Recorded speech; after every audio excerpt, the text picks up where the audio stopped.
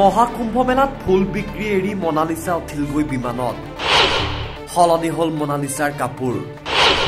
হলনি হল জীৱন জীৱনে মনালিসাক লৈ গল মহাকুম্ভৰ পৰা আন এখন চহৰলৈ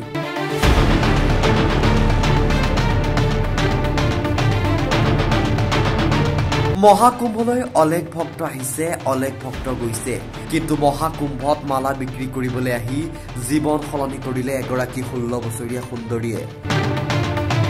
মহাকুম্ভৰ বাবে নিশাটোৰ ভিতৰতে জনপ্ৰিয়তা লাভ কৰিছে মনালিসা ভোছলে নীলা চকুৰে সকলোকে মুহি এতিয়া দেখজুৰি চৰ্চিত হৈ পৰিছে মনালিসা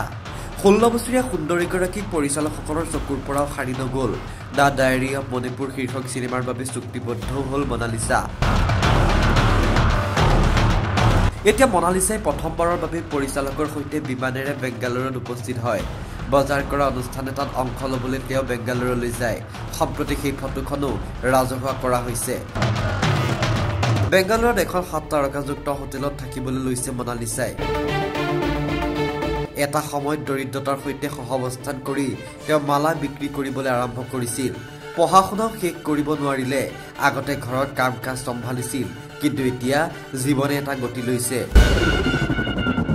কে তেওঁ পুনৰ পঢ়াশুনা আৰম্ভ কৰাৰ পৰিকল্পনা কৰিছে